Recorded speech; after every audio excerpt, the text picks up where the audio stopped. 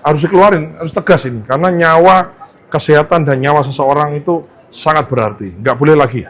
Saya sebagai Kepala Badan Gizi yang baru ini memastikan itu. Zero toleran terhadap keracunan, zero toleran terhadap tindak pidana korupsi dan hengki-pengki, ngentit-ngentit duit itu nggak boleh lagi. Ya, baik. Assalamualaikum warahmatullahi wabarakatuh. Saya hari ini hadir di Semarang, didampingi Pak Kadis Kota, Kadis Kesehatan, ada Dokter Jaga nih di Rumah Sakit Panti Wilase di Panti Wiloso Citarum di Semarang ya. Sama Pak, ini manajer jaga ini ya, manajer on duty kan?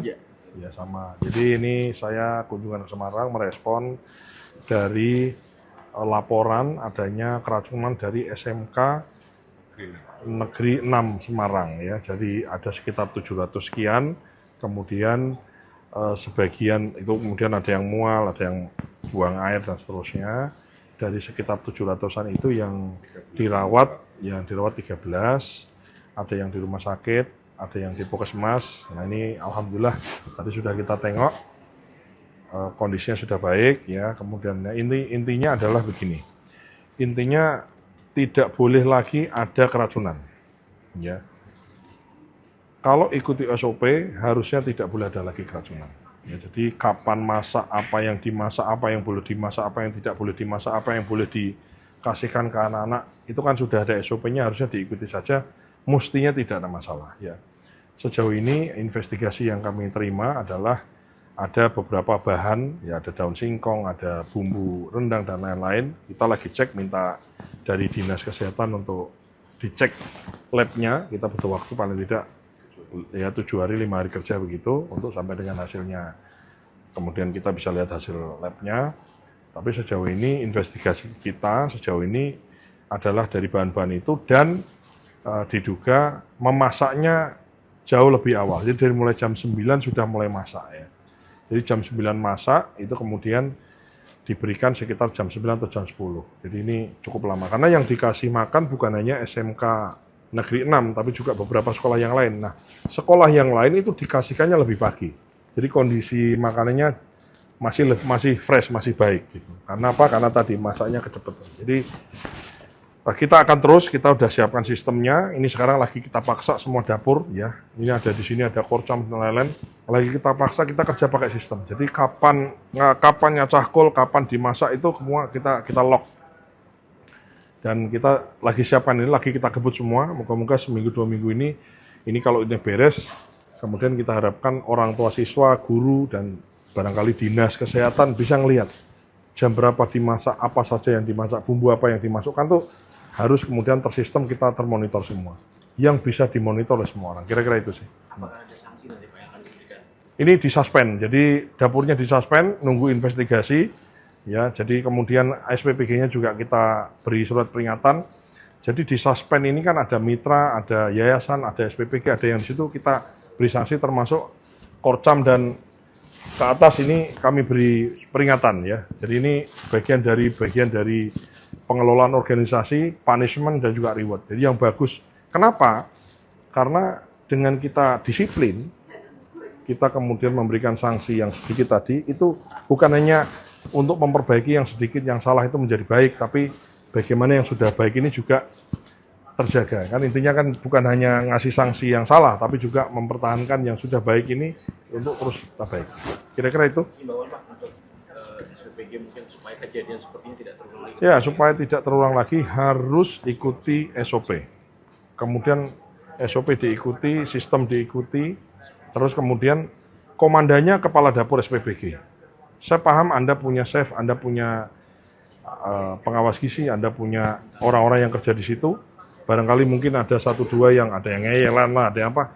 Ya, harus ada leadership di situ. Ya. Kalau misalnya ada di antara pegawai di dapur itu yang barangkali mungkin susah dikasih tahu untuk cuci tangan lah, atau memakai SOP harus pakai sarung tangan, pakai masker enggak. Ya, harus dikeluarin, harus tegas ini. Karena nyawa, kesehatan dan nyawa seseorang itu sangat berarti. Nggak boleh lagi. Saya sebagai Kepala Badan Gizi yang baru ini memastikan itu. Zero toleran terhadap keracunan, zero toleran terhadap tindak pidana korupsi dan hengki-pengki, ngentit-ngentit duit itu nggak boleh lagi. Ya, kita tegas di situ. Saya kira gitu Pak Kadis. Aku thank you. Makasih Pak. Sisanya besok lah. Besok. Siap. Dok, Aku makasih ya, aku titip lari-lari ini ya. Ya. Makasih ya, dari pusat ya.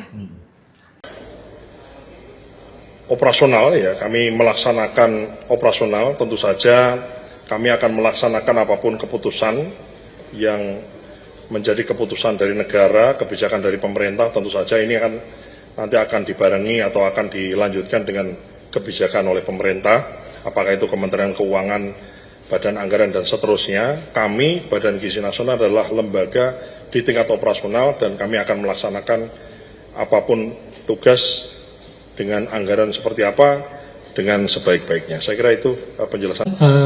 Bahan subsidi di dapur SPPG ini apakah sudah ada surat edaran atau arahan khusus kepada SPPG di daerah, karena berdasarkan temuan katanya masih ada yang masih memakai minyak kita seperti itu. Demikian Mas Dar. Ini langsung saya jawab atau saya jawab langsung aja ya? Jadi kami menduga, ini namanya dugaan, tentu saja pembuktiannya ada pada penegak hukum. Kami menduga kenapa uang bisa ke rekening di mana dapur itu rekeningnya double atau dapur itu belum beroperasi. Kami menduga ada oknum terdahulu di dalam BGN yang kemudian mengirimkan ini. Apa motivasi dan lain-lainnya kami sedang perdalam. Apakah misalnya ya tentu saja ada dua nih motivasinya, motivasi mens rea kejahatan atau yang satunya. Kalau mens rea kejahatan mungkin dia niat mau nyuri misalnya. Atau bisa jadi misalnya kami menduga ini yang katakanlah mendugaan yang bukan pelanggaran pencurian atau tindak pidana korupsi adalah dia hanya ingin ngirim ke banyak rekening supaya kelihatan serapan anggarannya tinggi. Ya, jadi anggarannya terserap banyak gitu, jadi kemudian serapan di BGN-nya tinggi sehingga supaya ada dicek itu kira-kira serapan tinggi itu adalah sama dengan prestasi yang baik dari sebuah lembaga. Itu kami sedang mendalami ini ya. Dan manakala ada indikasi mens rea, ada indikasi niat jahat untuk nyuri, ngentit atau nyolong tadi, maka ini kita serahkan kepada penegak hukum. Kemudian terkait bahan subsidi, ya kita kirim surat edaran dan clear ya di peraturan, sebetulnya di yang lalu-lalu juga sudah dikasih tahu. Maka ada kemungkinan kita sedang ingin menginvestigasi dapur-dapur yang menggunakan bahan subsidi tadi, selisihnya dikembalikan ke kas negara. Ya, jadi misalnya dia tadinya harusnya beli minyak goreng biasa, tapi dia beli minyak goreng kita, kan harganya selisih. Nah, selisih dikali berapa dia pakai, itu ada kemungkinan sesuai dengan hasil investigasi kita, nanti kita minta untuk kembalikan ke kas negara. Ya, silakan di belakang. Nanti baru Mbak, atau Mbaknya dulu deh, boleh. Ya. Mas Dar? Ya. Oke. Max dari Simpo TV, Mas Dar, ada dua pertanyaan. Selamat sore, pimpinan BGN sekalian. Mungkin pertama terkait dengan tadi 414 FSS PPG yang telah disisir dengan hasil 311 miliar something yang sudah berhasil dikembalikan ke kas negara. Ya. Kalau boleh tahu Mas, adakah data mengenai penyisiran ini di wilayah mana saja yang mungkin terbanyak mungkin, ataupun yang di luar Pulau Jawa yang hasil penyisiran ini? Ini pertama. Kemudian juga yang kedua soal mungkin kebetulan karena pimpinan BGN ada di momen ini, mungkin boleh minta tanggapannya Mas Dar terkait dengan putusan MK begitu, terkait pemisahan anggaran pendidikan dan juga MBG begitu dipisah paling lama 2 tahun sejak putusan dihasilkan. Thank you. Ya. Tentu saja ada wilayah di mana, tapi mungkin tidak bisa kami share karena ini kan asas praduga tak bersalah, jadi harus tetap diperiksa dulu. Tapi yang jelas ini adalah uang rakyat, uang negara, dan kita kembalikan ke kas negara. Sambil kemudian kita dalami itu tadi apakah ada mens rea-nya, ada niat jahatnya atau tidak dan seterusnya ya. Jadi kami tidak bisa memberikan, barangkali nanti kalau siapa dapur yang mana itu nanti penegak hukum manakala ada ditemukan indikasi itu ditemukan terbukti, nah itu baru nanti penegak hukum yang akan menyampaikan. Nah, kalau dari kami ini asas praduga tak bersalah, intinya kami memberikan informasi seluas-luasnya. Terkait keputusan MK, ya, kami adalah lembaga pemerintah operasional, ya, kami melaksanakan operasional, tentu saja kami akan melaksanakan apapun keputusan yang menjadi keputusan dari negara, kebijakan dari pemerintah, tentu saja ini nanti akan dibarengi atau akan dilanjutkan dengan kebijakan oleh pemerintah, apakah itu Kementerian Keuangan, Badan Anggaran, dan seterusnya. Kami, Badan Gizi Nasional, adalah lembaga di tingkat operasional dan kami akan melaksanakan apapun tugas dengan anggaran seperti apa dengan sebaik-baiknya. Saya kira itu penjelasan terkait MK. Silakan, Pak. Amar putusan mengadili: 1. Mengabulkan permohonan para pemohon untuk sebagian. 2. Menyatakan penjelasan pasal 22 ayat 3 Undang-Undang Nomor 17 Tahun 2025 tentang anggaran pendapatan dan belanja negara tahun 2026, Lembaran Negara Republik Indonesia tahun 2025, nomor 179, tambahan Lembaran Negara Republik Indonesia nomor 7144, tidak bertentangan dengan Undang-Undang Dasar Negara Republik Indonesia dan memiliki kekuatan hukum ikat secara bersyarat sepanjang dimaknai hanya berlaku untuk anggaran pendapatan dan belanja negara tahun anggaran 2026, sehingga untuk anggaran pendapatan dan belanja negara tahun-tahun berikutnya, anggaran program makan bergizi yang bukan merupakan komponen utama pendidikan dipisah atau tidak menjadi bagian dari anggaran operasional penyelenggaraan pendidikan, dan pemisahan dimaksud berlaku paling lambat dalam anggaran pendapatan dan belanja negara tahun anggaran 2028 atau paling lama 2 tahun sejak putusan aku diucapkan. 3. Memerintahkan pemuatan putusan ini dalam Berita Negara Republik Indonesia sebagaimana mestinya. 4. Menolak permohonan para pemohon untuk selain dan selebihnya. Demikian diputus dalam rapat permusyawaratan hakim oleh 9 hakim konstitusi. Nama-nama hakim dianggap diucapkan pada hari Senin tanggal 20 bulan Juli tahun 2026 yang diucapkan dalam sidang pleno Mahkamah Konstitusi terbuka untuk umum pada hari Kamis tanggal 30 bulan Juli tahun 2026 selesai diucapkan pukul 14:48 waktu Indonesia Barat oleh 9 hakim konstitusi di atas dengan dibantu oleh Eri Satria Pamukas, Francisca, dan Ramadiani Putri Nilasari sebagai panitera pengganti, serta dihadiri oleh para pemohon dan atau kuasanya, Dewan Perwakilan Rakyat atau yang mewakili, dan Presiden atau yang mewakili, serta pihak terkait Yayasan Edukasi Riset Cendikia dan atau kuasanya, pihak terkait Sujimin dan kawan-kawan dan atau kuasanya, dan pihak terkait Hesti Amirwulan dan kawan-kawan dan atau kuasanya. Dilanjut pengucapan nomor 52.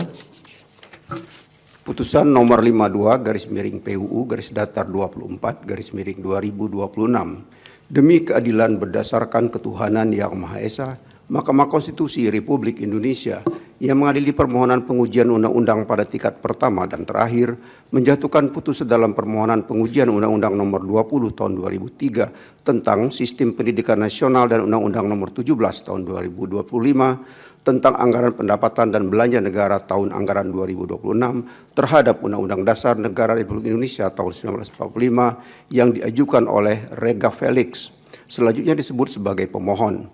Membaca permohonan pemohon dan seterusnya dianggap diucapkan, duduk perkara dan seterusnya dianggap diucapkan, pertimbangan hukum, kewenangan mahkamah berwenang mengadili permohonan akuo, kedudukan hukum pemohon memiliki kedudukan hukum untuk mengajukan permohonan akuo. Dalam provisi, menimbang bahwa berkenaan dengan permohonan akuo, pemohon mengajukan permohonan provisi berupa penggunaan hak ingkar bagi Hakim Konstitusi Adis Kadir dan seterusnya dianggap diucapkan. Berkenaan dengan permohonan provisi dimaksud rapat pengurusan hakim pada tanggal 20 Juli 2026 memutuskan untuk menyatakan permohonan hak ingkar yang diajukan pemohon tidak beralasan menurut hukum karena tidak terdapat konflik kepentingan maupun relevansi antara Hakim Konstitusi Adis Kadir dengan substansi permohonan pemohon. Meskipun Hakim Konstitusi Adis Kadir menjadi bagian dari pembentukan Undang-Undang Nomor 17 Tahun 2025 dalam jabatan sebelumnya. Paragraf 3.8 sampai dengan paragraf 3.13 dan seterusnya dianggap diucapkan, menimbang bahwa sebelum mempertimbangkan dalil permohonan pemohon akuo lebih lanjut, penting bagi mahkamah untuk mempertimbangkan terlebih dahulu sepanjang berkenaan dengan permohonan pemohon mengenai pengujian norma pasal 49 ayat 1 Undang-Undang 20 tahun 2003. Setelah dicermati secara saksama telah ternyata berkaitan dengan norma akuo, Mahkamah telah menjatuhkan putusan dalam putusan Mahkamah Konstitusi nomor 24 garis miring PUU garis datar 5 angka Romawi garis miring 2007 yang dalam amar putusannya antara lain menyatakan frasa dalam tanda kutip gaji pendidik dan dinyatakan bertentangan dengan UUD NRI tahun 1945 dan tidak mempunyai kekuatan hukum mengikat.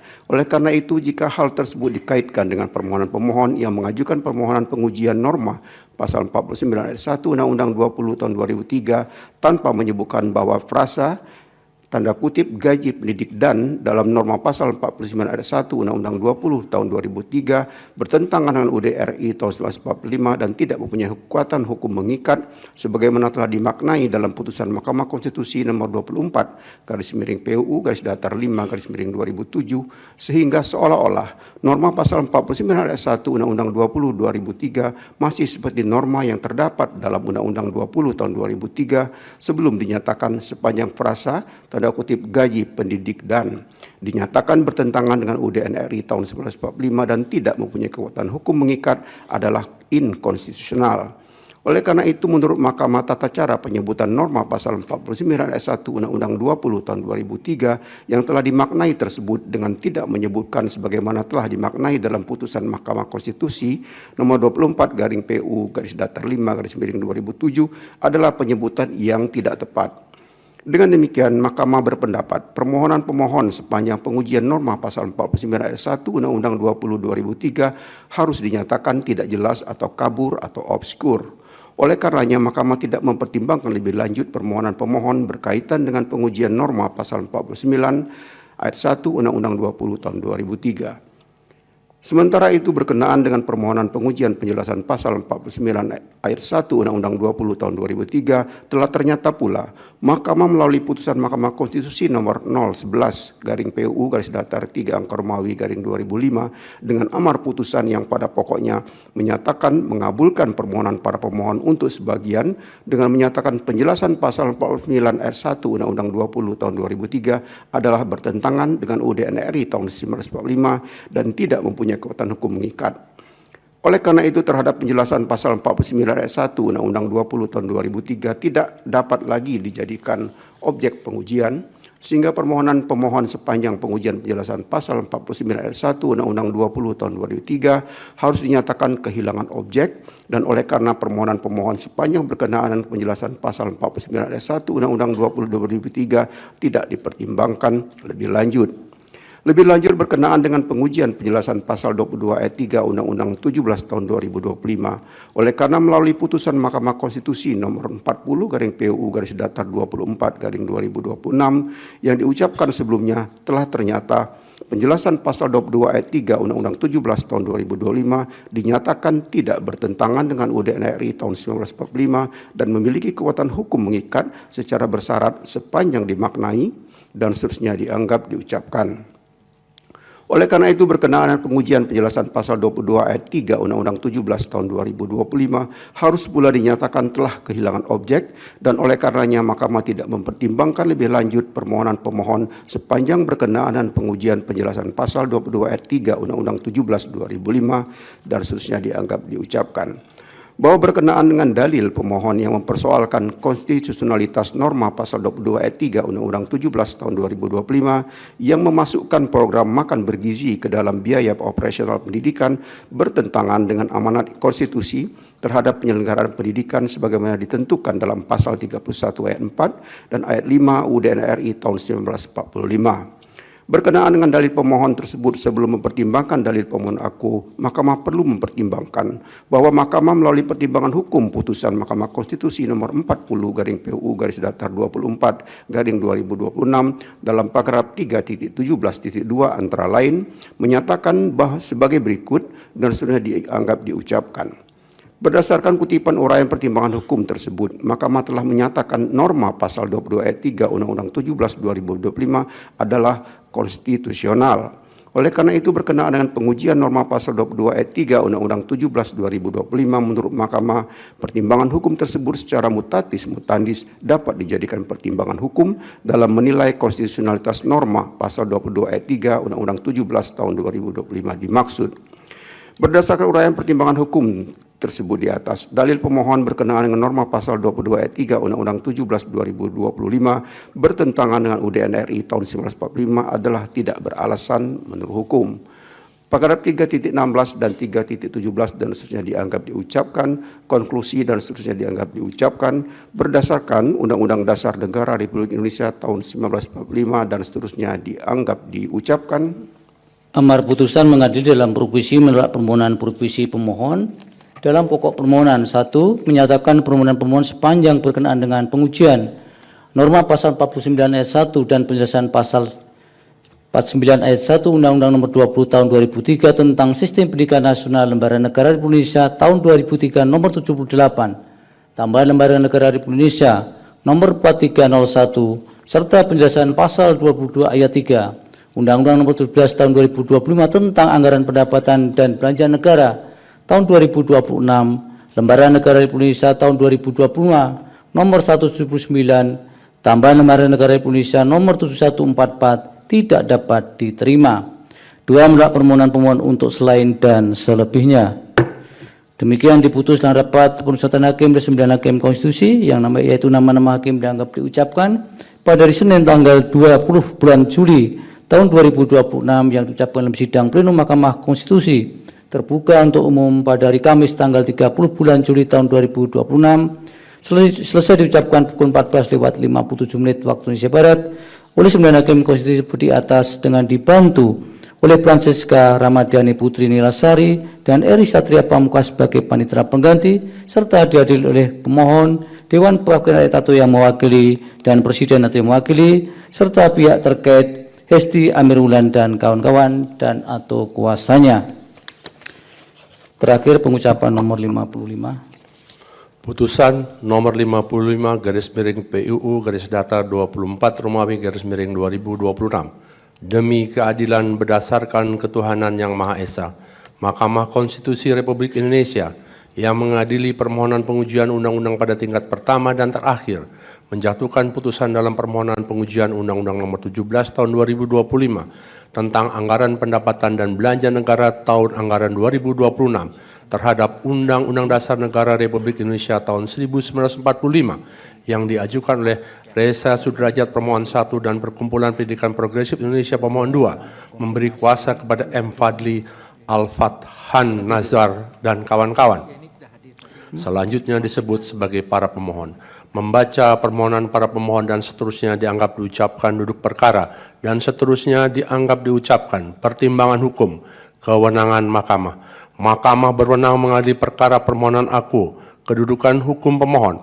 Pemohon 2 tidak memiliki kedudukan hukum untuk mengajukan permohonan aku. Adapun pemohon 1 selanjutnya disebut sebagai pemohon memiliki kedudukan hukum untuk mengajukan permohonan aku. Pokok permohonan. Paragraf 3.7 sampai dengan 3.13 dan seterusnya dianggap diucapkan.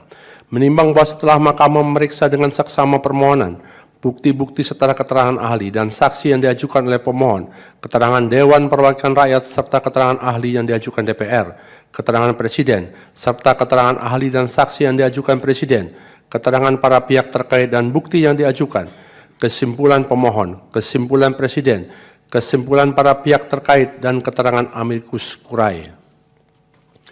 Persoalan konstitusionalitas norma yang harus dijawab oleh mahkamah adalah apakah norma pasal 22 ayat 3 dan penjelasan pasal 22 ayat 3 UU 17 2025 yang memberikan ruang untuk mengakomodir program makan bergizi pada anggaran pendidikan APBN 2026 bertentangan dengan alokasi anggaran penyelenggaraan pendidikan dan seterusnya dianggap diucapkan.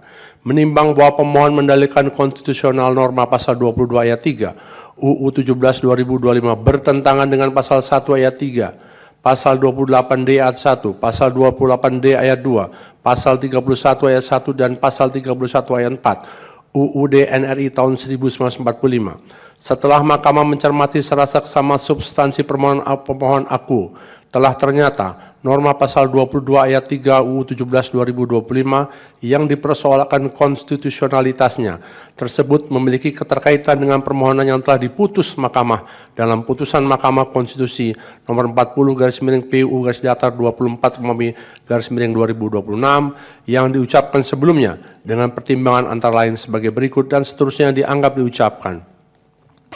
Bahwa setelah mahkamah mencermati secara saksama permohonan aku telah ternyata memiliki esensi yang sama dengan pengujian norma pasal 22 ayat 3 Undang UU 17 2025 dalam permohonan nomor 40/PU/24 Romawi /2026 kaitannya dengan pendanaan operasional penyelenggaraan pendidikan yang digunakan sebagai dasar penganggaran program makan bergizi.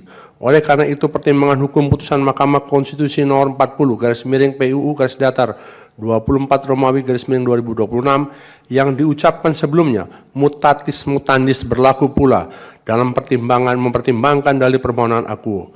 Dengan demikian, dalil permohonan sepanjang berkenaan dengan pengujian norma pasal 22 ayat 3 UU 17 2025 adalah tidak beralasan menurut hukum. Menimbang bahwa selanjutnya permohon juga mempersoalkan konstitusionalitas penjelasan pasal 22 ayat 3 UU 17 2025 karena bertentangan dengan pasal 1 ayat 3, pasal 28D ayat 1, pasal 28D ayat 2, pasal 31 dan pasal 31 ayat 4 UUD NRI tahun 1945, di mana penjelasan pasal 22 ayat 3 UU 17 2025 mengakomodir pembiayaan program makan bergizi pada lembaga yang berkaitan dengan penyelenggaraan pendidikan, baik umum maupun keagamaan. Sebagai bagian dari pendanaan operasional penyelenggaraan pendidikan, setelah Mahkamah mencermati secara seksama substansi permohonan akuo, telah ternyata penjelasan pasal 22 ayat 3 UU 17 2025 yang dipersoalkan konstitusionalitasnya tersebut memiliki keterkaitan dengan permohonan yang telah diputus oleh Mahkamah Konstitusi nomor 40/PU/24 Romawi /2026 dengan amar antara lain sebagai berikut dan seterusnya dianggap diucapkan. Berdasarkan kutipan amar putusan tersebut di atas, penjelasan pasal 22 ayat 3 UU 17 2025 telah dinyatakan tidak bertentangan dengan UUD NRI tahun 1945 dan memiliki kekuatan hukum mengikat secara bersyarat sepanjang dikemanai sebagaimana amar putusan Mahkamah Konstitusi nomor 40/PU/24 Romawi /2026 tersebut di atas. Oleh karena terhadap penjelasan pasal 22 ayat 3 UU 17 2025 yang dimohonkan pengujian oleh pemohon akuo telah dilakukan pemaknaan oleh Mahkamah sebagaimana tersebut di atas, maka penjelasan dimohonkan pengujian dengan sendirinya keberadaannya telah tidak lagi sebagaimana substansi penjelasan pasal 22 ayat 3 UU 17 2025 yang dimohonkan pengujian. Dengan demikian, menurut Mahkamah, permohonan pemohon telah kehilangan objek dan oleh karenanya permohonan pemohon sepanjang berkenaan dengan penjelasan pasal 22 ayat 3 UU 17 2025 tidak dipertimbangkan lebih lanjut. Paragraf 3.17 dan 3.18 dan seterusnya dianggap diucapkan. Konklusi dan seterusnya dianggap diucapkan berdasarkan Undang-Undang Dasar Negara Republik Indonesia tahun 1945. Amar putusan mengadili 1 menyatakan permohonan pemohon 2 tidak dapat diterima. 2 menyatakan permohonan pemohon 1 sepanjang pengujian penjelasan pasal 22 ayat 3 Undang-Undang nomor 17 tahun 2025 tentang anggaran pendapatan dan belanja negara tahun anggaran 2026, Lembaran Negara Indonesia tahun 2025 nomor 179, tambahan Lembaran Negara Indonesia nomor 7144 tidak dapat diterima. 3 menolak permohonan pemohon 1 untuk selain dan selebihnya. Demikian diputus dalam rapat permusyawaratan hakim oleh 9 hakim konstitusi, yaitu nama-nama hakim dianggap diucapkan pada hari Senin tanggal 20 bulan Juli tahun 2026 yang diucapkan dalam sidang pleno Mahkamah Konstitusi terbuka untuk umum pada hari Kamis tanggal 30 bulan Juli tahun 2026 selesai diucapkan pukul 15:04 waktu Indonesia Barat oleh 9 hakim konstitusi tersebut di atas dengan dibantu oleh Ramadhani Putri Nilasari, Eri Satria Pamungkas, dan Francisca. Kesemuanya sebagai panitia pengganti serta dihadiri oleh para pemohon dan atau kuasanya, Dewan Perwakilan Rakyat atau yang mewakili, Presiden atau yang mewakili dan pihak terkait Sujimin dan kawan-kawan, dan atau kuasanya serta pihak terkait Esti, Amir Wulan dan kawan-kawan dan atau kuasanya. Demikian para pihak pemohon, kemudian DPR, pemerintah atau Presiden dan para pihak terkait. Pengucapan ketetapan dan putusan sebanyak 20 permohonan sudah dilaksanakan. Sebagaimana disampaikan di depan bahwa untuk salinan putusan akan segera dikirim Mahkamah pada email masing-masing para pihak setelah pengucapan putusan ini selesai atau persidangan ini ditutup atau selambat-lambatnya 3 hari kerja setelah persidangan ini selesai. Terima kasih untuk sidang hari ini. Sidang selesai dan ditutup. Subscribe, share, like, and comment. Subscribe, share, like, and comment. Subscribe, share, like, and comment. Subscribe, share, like, and comment. Subscribe, share, like, and comment. Subscribe, share, like, and comment. Subscribe, share, like, and comment. Subscribe, share, like, and comment. Subscribe, share, like, and comment. Subscribe, share, like, and comment.